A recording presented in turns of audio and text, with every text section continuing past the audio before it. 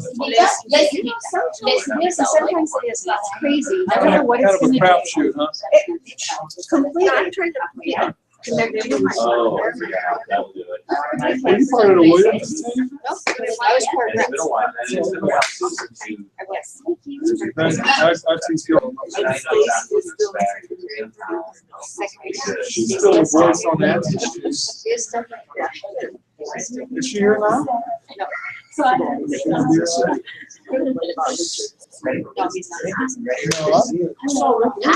Did you see a momentum somewhere? It's been a few years, but yeah. All right, we all ready? Awesome, David. Come on, David. Maybe. Let's see. Maybe. There. Okay, give me these hits. Okay, Brett, let me ask you, These hits. what's Neil's position on this concept? We'll talk later.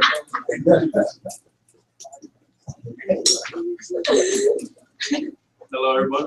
How's everyone doing? Great. My name's David. Hi, David. I'm a district leader here with America in this office. Today, I'm just basically I'm doing the introduction. I'm actually going to go over who's going to speak today.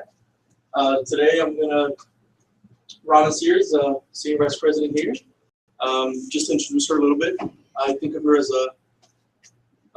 to me, motherly, right? She makes me feel welcome, and every time I have a conversation with her, it's just a great conversation. So, before anything, I just want to thank everybody for being here tonight. The great Robin Sears. Yeah. Oh, you already got. Oh, And sorry. Can you thank me for being here tonight, though, Thank you. please? And of course, Brett Sears. Who?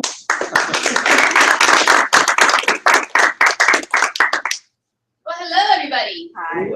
How's everybody doing? Very good. Good. Thank you all for being here today. We really appreciate you coming. We know there's lots of places that you could be tonight, and the fact that you've chosen a lot to us, because there's a group of people in here who are really committed to solving what we consider to be a major problem in our country and in our community. And the only way that we can solve that problem is if everyone in our lives really understands what it is that we're trying to solve and how to solve it. My day job, I say I have my day job and my dream job. My dream job is being here. And my day job is being a lawyer. I work with startup companies and venture capitalists. And everyone in my life knows that by day I'm a startup lawyer. Everyone. My mom, my cousins, my best friends, my sister, everyone. And everyone knows that if you meet someone who's starting a company, you must introduce them to me, whether or not they have legal counsel. Because one way or another, I'm going to be able to develop a relationship with that person. And that's what tonight is about.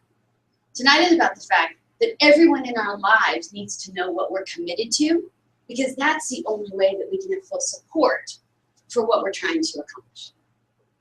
So with that, the major problem that we're here tonight to solve, that I know we all face, is twins sleeping only 20 minutes a night. Oh wait, that's not the major problem. That's just mine. Yours. That's my problem. Okay, so I'll have to solve that one for myself and my husband. But for all of us, we took a look at the world and we said, there are wealthy people in this world. And that's not a bad thing, because I'd like to be wealthy. How about everyone else? Yeah, we're kind of interested in being wealthy. And so what do wealthy people have? Well, education.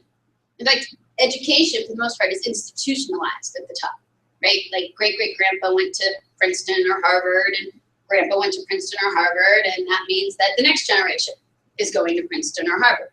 In fact, anyone who we consider in quote-unquote this wealthy category owns something, because that's really the only way that you get true wealth. They own their own business, they own real estate, or someone in their lives, their grandfather or great-grandfather, at some point owned something. Maybe they own their trust fund, but it's owned one way or another. And they have financial freedom. In this room, when we talk about financial freedom and opportunity, tiempo y la oportunidad. And the truth is, most of us have a lot of time, but not a lot of opportunity. Opportunity equals money. And then there are some of us who are doing pretty well on the opportunity side and have zero time. And let me tell you, Wade and I can tell you as lawyers, we have zero time.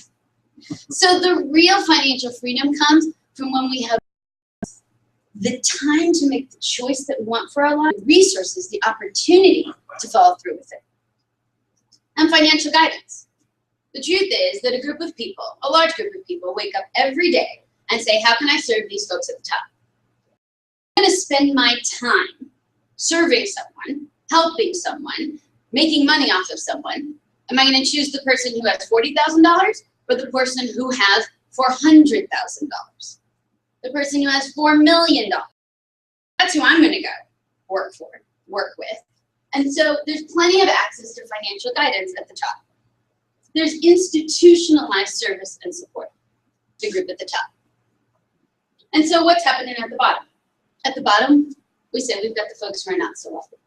And the beauty of this country is that there are a group of people who are truly dedicated to supporting the people who are not so wealthy.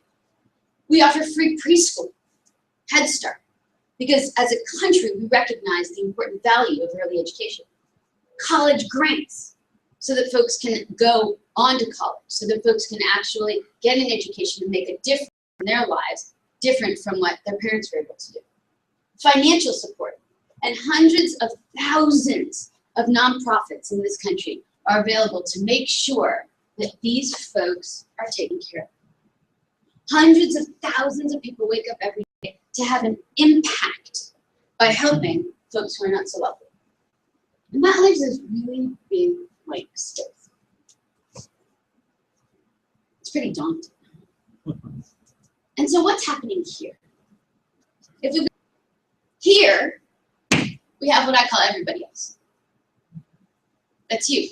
That's me. It's everybody else. It's anyone who doesn't have the choice for financial freedom. We call them Main Street families. It's everybody else. It's 70 million families in this country. And what's happening in the middle? What's happening with Main Street families? We all want our kids to go to school. Goodness knows, right? We've got twins. We want them to go to preschool. $600 per twin. And as I said last week, hopefully we'll get the twin discount. But it's still a lot of money. And so we start to negotiate. Maybe they'll go 3 days a week. Maybe I'll work part-time. Because here we're on our own. We want our kids to go to college. Now, our kids might not want to go to college, but we certainly want to be able to provide the opportunity for kids to go to college. But most of the time, when we're in Main Street family world, we make too much money to actually qualify for the grants and not enough money to be able to send our kids to college. Ownership, plenty of us would like to own. In fact, most can totally do your job. I look at Melissa every week that I say that. But Melissa doesn't have $500,000 or $1 million or $3 million in order to start her own business. And financial advisors, financial advice, well, we talked about that. We choose to serve, given the opportunity. And yet the people who really need the advice the most, Main Street families. And so we stepped back and we said, okay, so what's the real problem here? Why is the world set up this way? And why is it actually only getting worse in our country? And it's set up this way because this is the group of people who pay the taxes that support the programs going on here, and who buy the goods and services that support the folks, businesses at the top. And so no one actually is interested in changing it. The real problem is that we don't have access to the way of the folks at the top, to the services. And so who do we turn to? What are our options? Well, we immediately turn to the banks. Most folks turn to the banks. But how many of us actually believe that the banks are here to get us wealthy?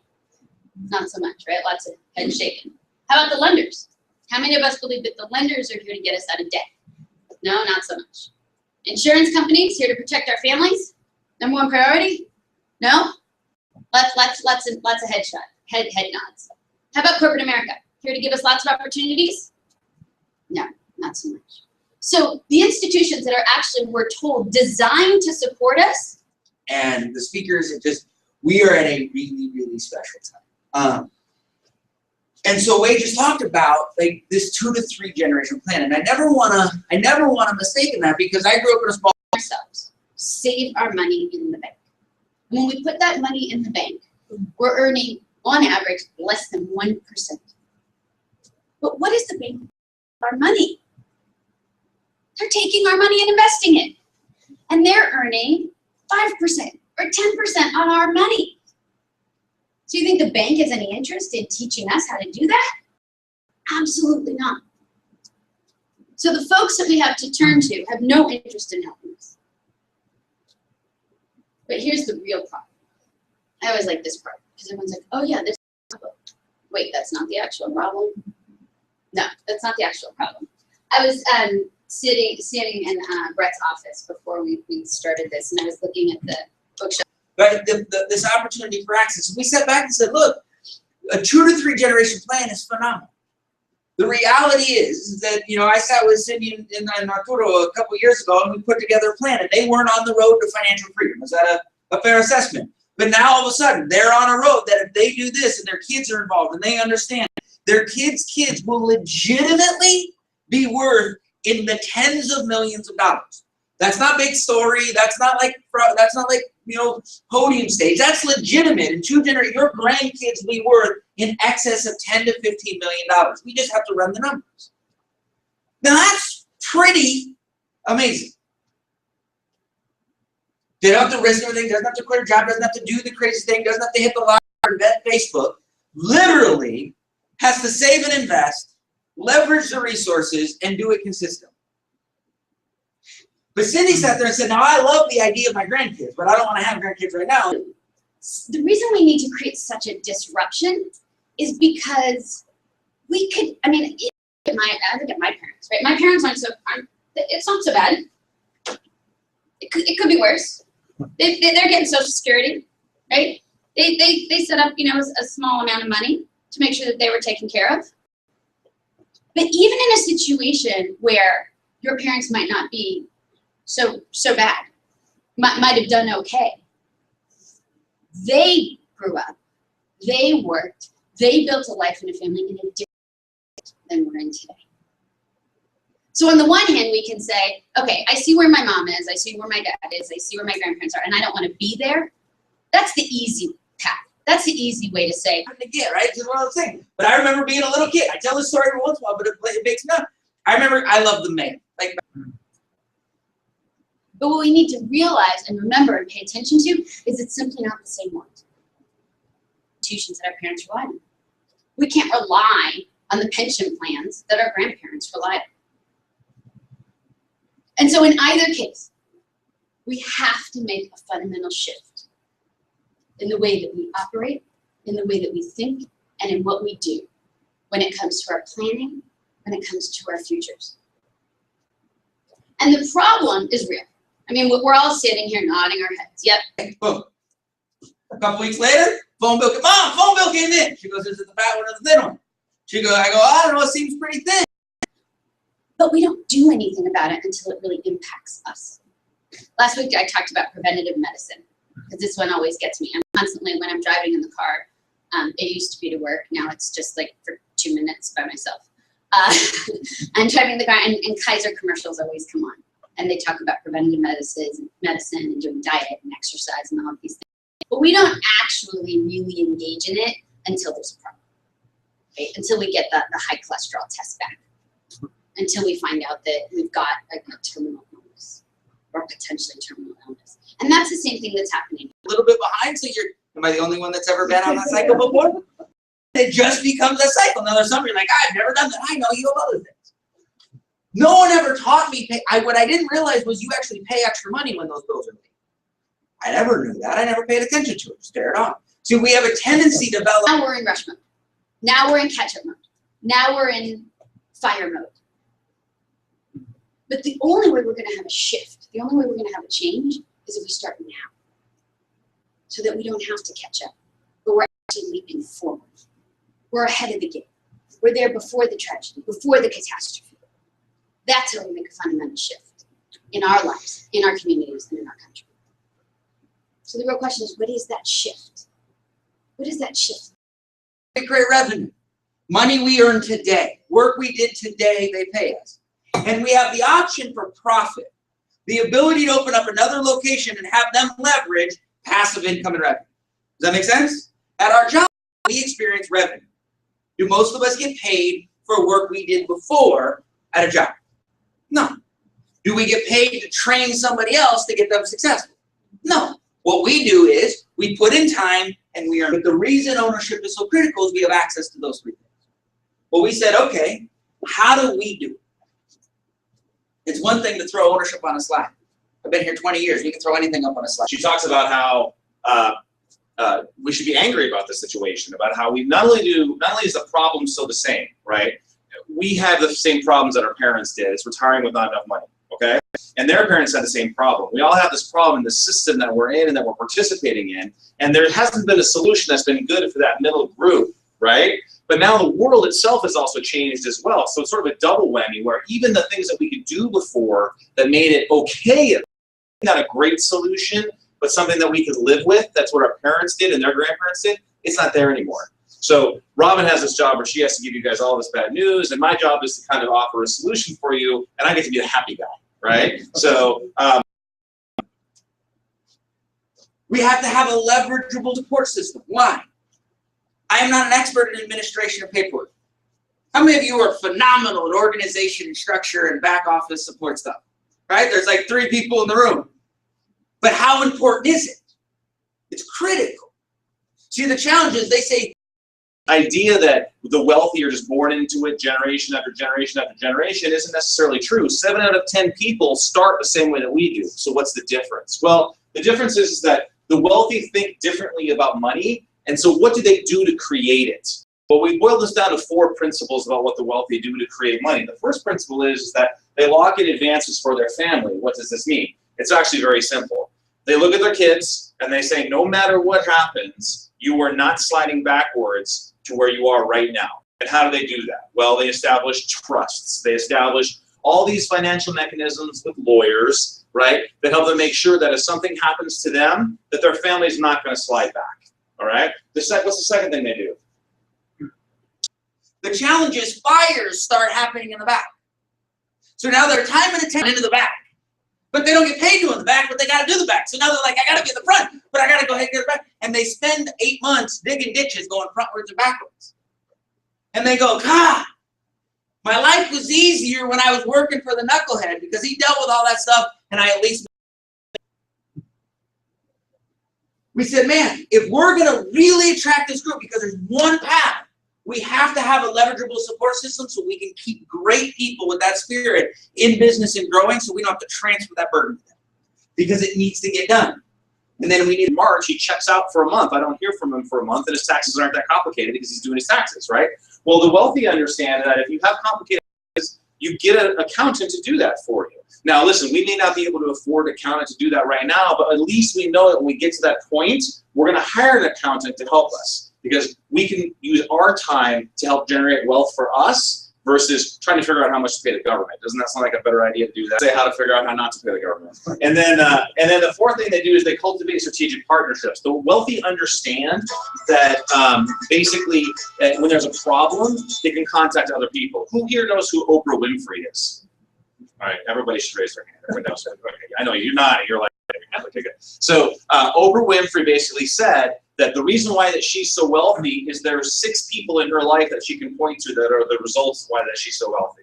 That there are 6 relationships that gave her the opportunities. Now they didn't come all at once, but there was 1 or 2 relationships that she then got into another relationship. And only people ask me all the time, what do? I run a business incubator. I work with entrepreneurs. That's what we do. It's designed to create and sustain high-level entrepreneurs. Why? I didn't have a background in this, but I've been doing this for 20 years. I got a brilliant wife. We sat down and said, man, wealthy think very specifically. We can learn that stuff though. Look, if you wanted to get in shape and you hired an in-shape trainer and you ate what they told you to eat and you did the exercises that they told you to exercise, would you change and modify your body? It's just math. This isn't, now everyone's, and we've all done it, and I don't want to be, right? We've all seen the person that goes to the gym for 12 years and their body never changes, right? And you're like, how is this even possible? Like, well, maybe the whole before the workout, and maybe the butter parfait, after might have an impact, right or wrong. I'm not judging, we've all got it, right? But y'all with me? This isn't mad science.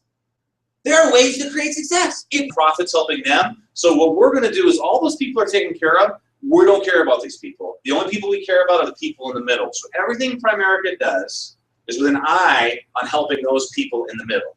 Now, so how do they do that? Well, the first thing that they do is they provide services and education so that we can do what the wealthy do, but that we can have access to it. Because look, I can sit up here all day long and I can tell you, yeah, that's great. I'm going to teach you a great business, or I'm going to teach you a great way to lock in advances for your Part of the world together. So, for this path, we go, look, we need something. Man, we can have the greatest theory. Theories are phenomenal, but physicists can prove that an elephant can hang off of a mountain tied to a daisy. We all know that's not true. We wouldn't want to stand under the elephant. Theories are great. What's the practicality? How do we look at you in the eye and say, man, come be a part of this, wherever that is? See, tonight's about our support system. Tonight's about, we want to create a place where there's a place for everybody in our life because the mission is big. 70 million people, and they don't know it. The solution is access. Access to the financial education and the tools. Access to a path to ownership. The only way to do this, though, is to have a partnership in place where it's low capital. We could have the greatest idea in the world for entrepreneurs, but are any of us going to be able to do it? No. Well, we said, man, what we're going to do is we're going to build a partnership platform. Primerica is a venture capitalist to me. They have $3 billion in cash. And what they said is, go, man, we're going to supply the opportunity and the company and the services side. Your job is to leverage it. I don't dream about beta coefficients and standard deviations in life insurance. I don't dream about mortality rates. I don't like talking about portfolios.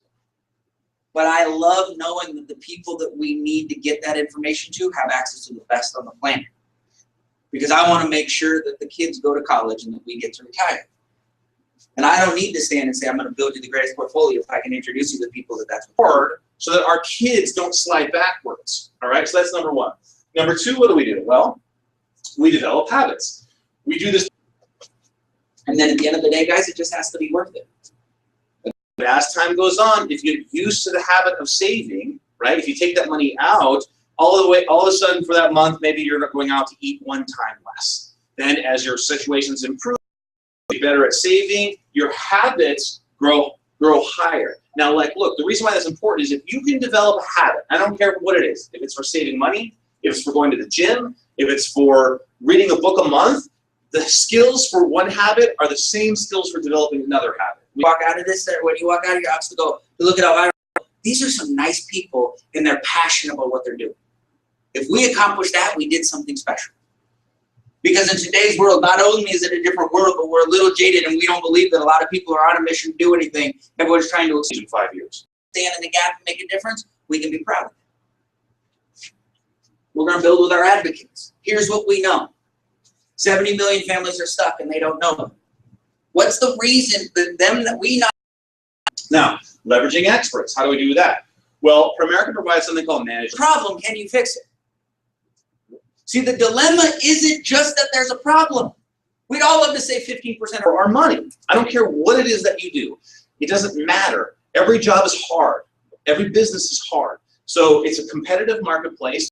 The world is different, all right? It's not a situation where people are getting pensions anymore, okay? So what we want to do is we want to make sure that when we have enough money to invest, when we start to get into some larger dollar amounts, like around $25,000 or more, that we have someone looking at that money every single. but we can't put commercials on TV. Every once in a while, someone's like, why don't you do a social? Is going to come in, they're going to take that boat out, and they're going to put it somewhere else. If the winds are going to blow a certain way, we're going to move the boat over here. That's all that managed accounts are. And the reason why these are so great, and I know Robin loves them, they're one of her favorite things, is because the way it's going to matter is if we build an advocate group with people going, there's someone.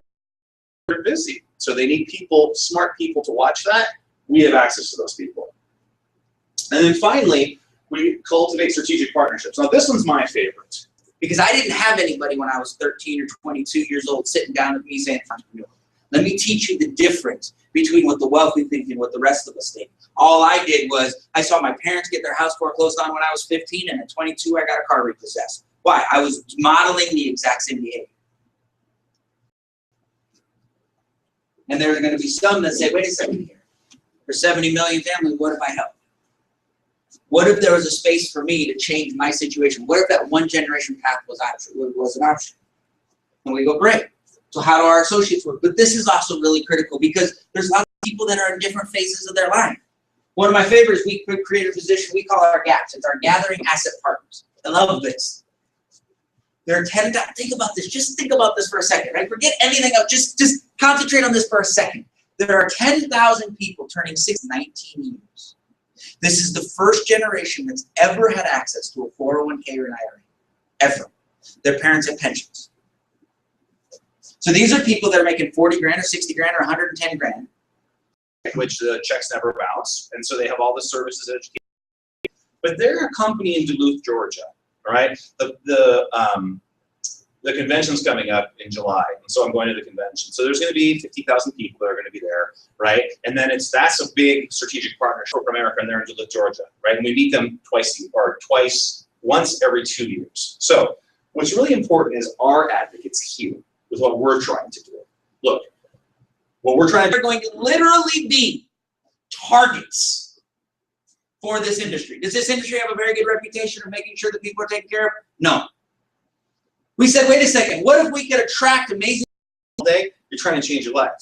So the only way you're going to change your life if you want to is either work really hard and dig in that giant ditch, getting tired and go doing it again, getting tired and go doing it again, or start to develop advocates for you for whatever it is. I don't care if it's for America, I don't care if it's anything. It's people that care about you. It's like, look, what I always tell people is people can't fix you, right?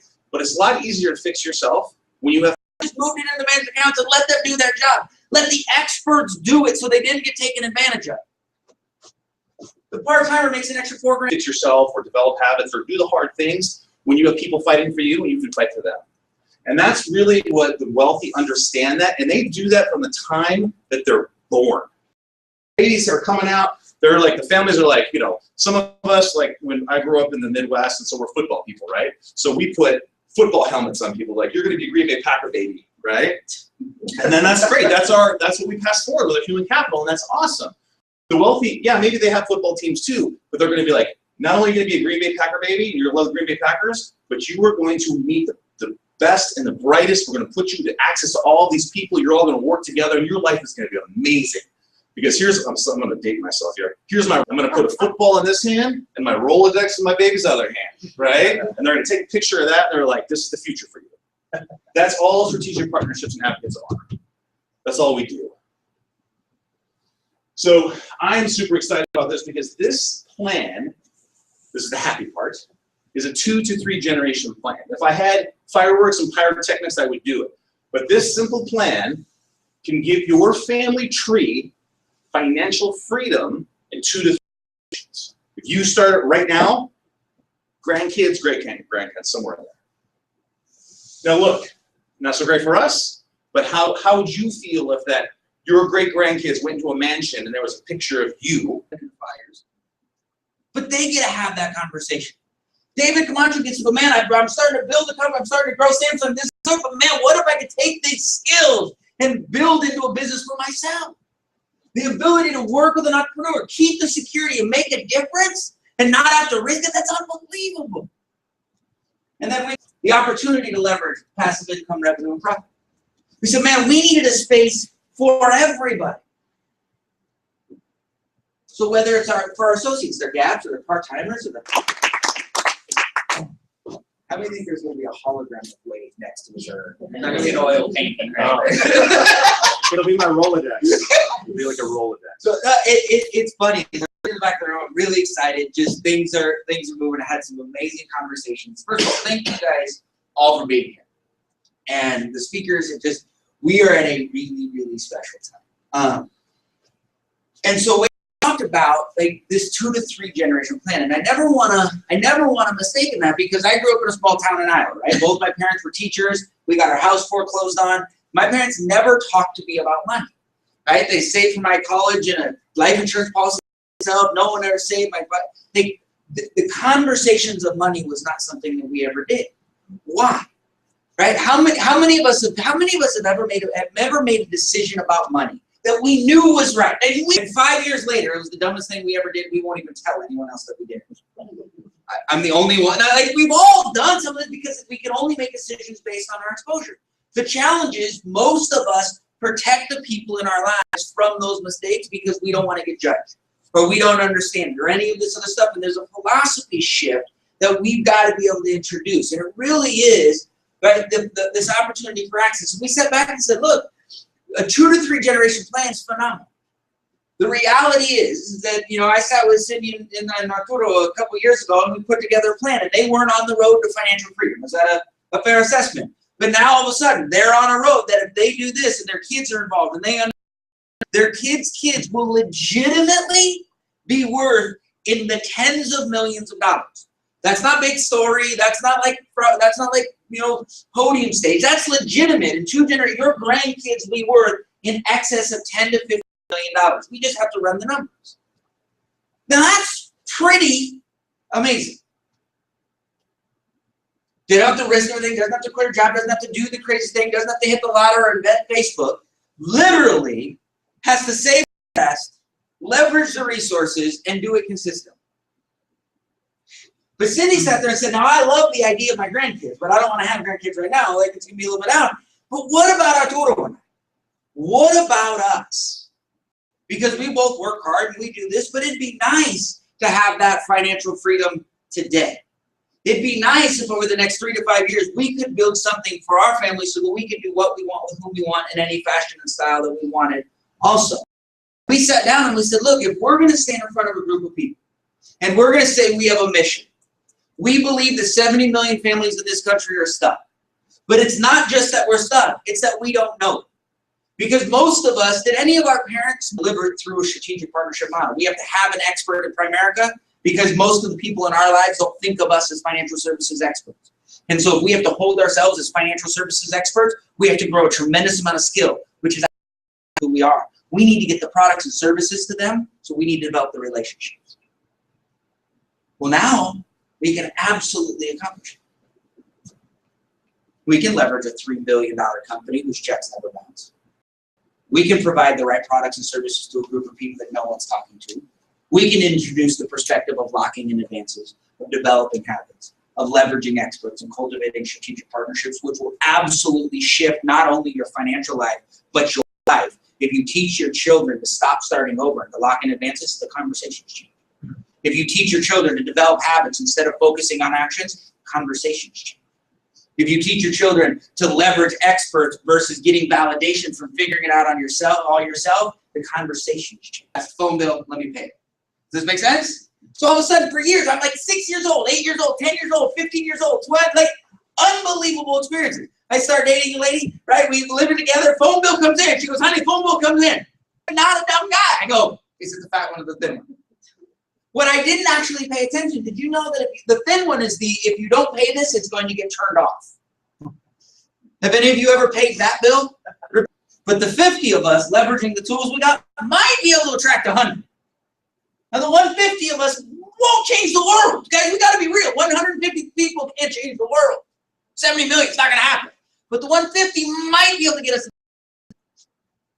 And if there's a place for everybody, the 300 might be able to get us to 1,000. Do they all have to be team? No. Allies, advocates, associates, there's a place for everybody. We've got to be able to do that. Well, in this country, that's ownership. I don't care what you own. The reason is, as owners, we have access to 3 income sources. You have access to passive income. Money created before, based on old effort. We have the ability to create revenue. Money we earn today. Work we did today, they pay us. And we have the option for profit. The ability to open up. So really excited. Because we have some folks that are on this page. There's a really special couple that's been involved and associated with Primerica for a while, had some ups and some downs and all arounds and timing and all this other stuff, and could do it and couldn't do it and all this stuff, and has an amazing relationship with Sue. And I was like, look, we just want to create a space for you. And we do some recognition. When you finish your hours, we give some recognition. And then when you pass your test, you're a player, gives some recognition. And this lady lives 3 million group of people. There are some things, there are some assets that they bring, and there's some liabilities that they bring.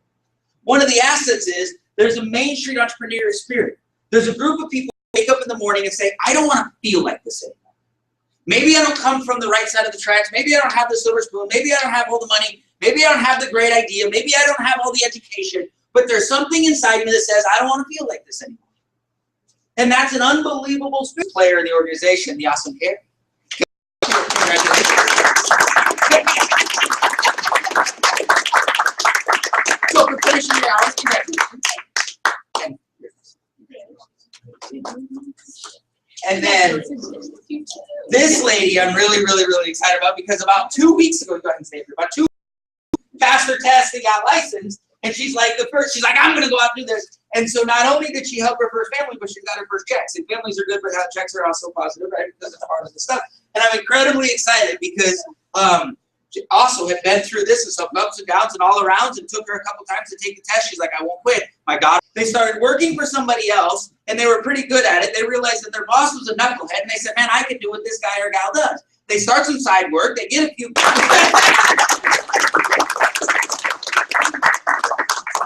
So, and guys, so the biggest thing, and I love because but like different, like not full time, not life change, but just where do we fit? What impact can we have, and what's possible? And again, we start dreaming and realizing, guys, we can't do this alone. There's a real problem out there, and together we can do something. So a lot of energy. The challenge is fires start happening in the back. So now their time and attention goes away from the front into the back. But they don't get paid doing the back. Life to understand that yes, there's a problem, but there's a real solution and a way to solve it. And no one else in the country is talking about it. No one else is going to deliver this. And we've got a legitimate shot to do something really, provide for the knucklehead, because he dealt with all that stuff and I at least made money. We said, man, if we're going to really attract this group, because there's one path, we have to have a leverageable support system so we can keep great people with that spirit in business and growing, so we don't have to transfer that burden to them, because it needs to get done. And then we need a transitional path, because look, when I started, I was 22 years old, $24,000. Term are really committed to, so that you can really support that. And they'll probably kick me for this later, but I'm actually going to ask you to do something. We've known each other long enough. I can do that. Yeah, we're good with that.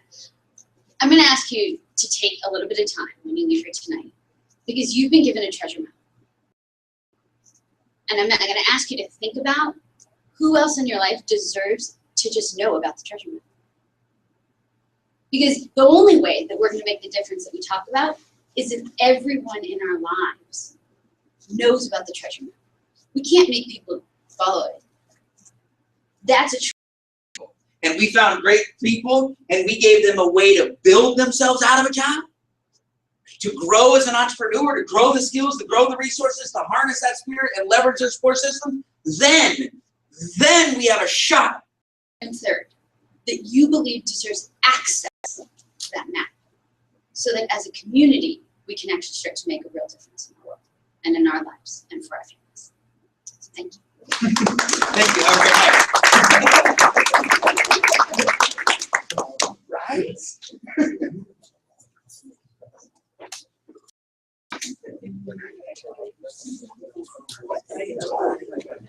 Those are good, right? Trainer, and you ate what they told you to eat, and you did the exercises that they told you to exercise, would you?